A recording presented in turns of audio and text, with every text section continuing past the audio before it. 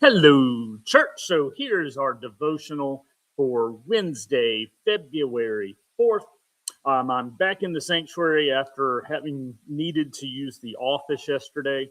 I might have talked about this before. So we have a large slate roof here at Palm Schwenkfelder Church, and it is fairly steep. But what happens is the snow and ice accumulate, and then as the sun starts to come out and you get those nice warm feelings, all of a sudden you'll be in the middle of the sanctuary and just hear this,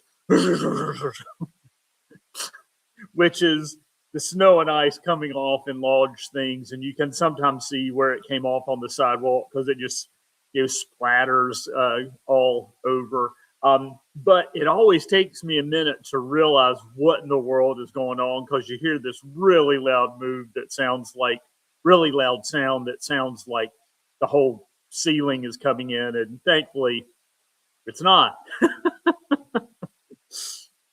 So today we continue in Proverbs 4. I had mentioned yesterday that Peterson actually does a little different split than the New Revised Standard Version. And the split is kind of interesting, and I wanted to pick up on. So we're going to be doing Psalm 4 in 3 parts, even though both the NRSV and Peterson divide it into 2. But it's a fairly natural break. I think you will hear the reason for it being a little differently aligned. And some good pieces from the NIV today too that I want to share for us. But we'll begin with our more traditional reading from the New Revised Standard. And if you're following along, so we're going to be starting in Proverbs 4 at verse 10. In the NRSV, that is their break between the first section, which is entitled Parental Advice, and this section, which is entitled Admonition to Keep the Right Path, starting at verse 10. Hear, my child, and accept my words, that the years of your life may be many. I have taught you the way of wisdom. I have led you in the paths of uprightness. When you walk, your step will not be hampered, and if you run, you will not stumble. Keep hold of instruction. Do not let go. Guard her, for she is your life. Do not enter the path of the wicked, and do not walk in the way of evildoers. Avoid it. Do not go on it. Turn away from it and pass on. For they cannot sleep unless they have done wrong. They are robbed of sleep unless they have made someone stumble. For they eat the bread of wickedness and drink the wine of violence. But the path of the righteous is like the light of dawn, which shines brighter and brighter until full day. The way of the wicked is like deep darkness. They do not know what they stumble over. And that's where we're going to break the NRSV. It's also where Peterson winds up breaking his portion before moving into his next section.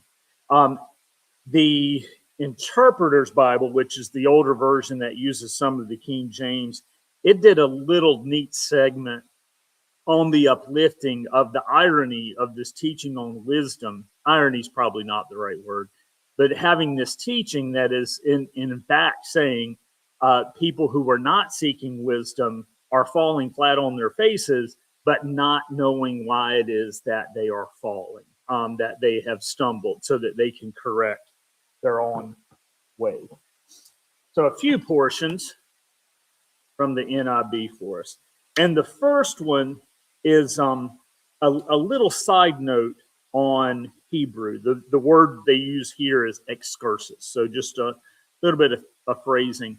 But I think it's going to be helpful for us because it addresses the Hebrew word heart. Yep. The Hebrew term for heart, lib or libab, often translated as the English word mind, is easily misunderstood in English translation. In both languages, the heart can simply be the organ in one's chest. But of greater interest biblically is its metaphorical use for the internal wellspring of the acting self.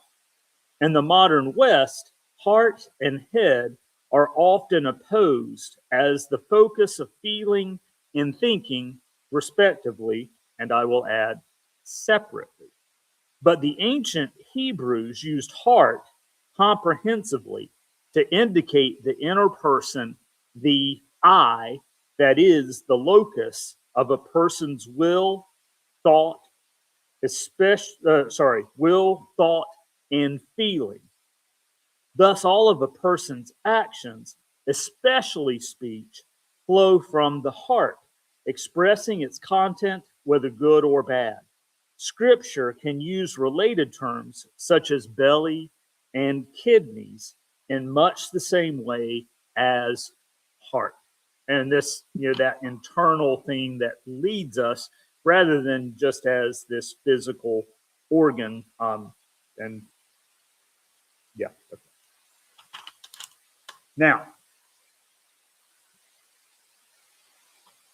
tradition, Chesterton wrote, means giving votes to the most obscure of all classes, our ancestors. It is the democracy of the dead. Tradition refuses to submit to the small and arrogant oligarchy of those who merely happen to be walking about. We will have the dead at our councils. Human wisdom is a matter of tradition, the knowers passing on what they know to those who need to know, whether in medicine, law, or family. Most of what we do in life is based on what we have observed or have been taught, on what is commonly accepted by our culture, and more narrowly, by the overlapping subcultures and groups to which we belong. Without such cultural common sense, our lives would be reduced to constantly reinventing the will, and expressed in a different way, those who forget their past are doomed to repeat it. Wisdom is the ability to perceive the new in terms of something humans have met before. A new scam on the stock market can be recognized by someone who understands the market's principles and processes and remembers the shenanigans of the 1920s and 1980s. The wise in any area of life know there is nothing new under the sun. Thus, the great importance of history and tradition, and the pervasive biblical insistence that we remember and not forget the past. Through the godly experience and wisdom of the past, we are equipped to recognize the things that matter, the cast of characters, the events and situations that make up the dangers and opportunities of life for good or for ill. None of us lives long enough to experience enough of God, world, and humanity to be adequately equipped without the wisdom of the past. Some good reminders. And here's Peterson. And again, he continues his first section, which he entitles Your Life is at Stake, without doing that break. And then you'll hear that portion before his final one that he retitles. Dear friend, take my advice. It will add years to your life. I'm writing out clear directions to wisdom way. I'm drawing a map to righteous road. I don't want you ending up in blind alleys or wasting time making wrong turns. Hold tight to good advice. Don't relax your grip. Guard it well. Your life is at stake. Don't take wicked bypass. Don't so much as set foot on that road. Stay clear of it. Give it a wide berth. Make a detour and be on your way. Evil people are restless unless they're making trouble. They can't get a good night's sleep unless they've made life miserable for somebody. Perversity is their food and drink, violence their drug of choice. The ways of right living people glow with light. The longer they live, the brighter they shine. But the road of wrongdoing gets darker and darker. Travelers can't see a thing. They fall flat on their faces. So for Peterson tomorrow, he entitles his section, Learn It by Heart, as we complete Proverbs 4. So that's it for today.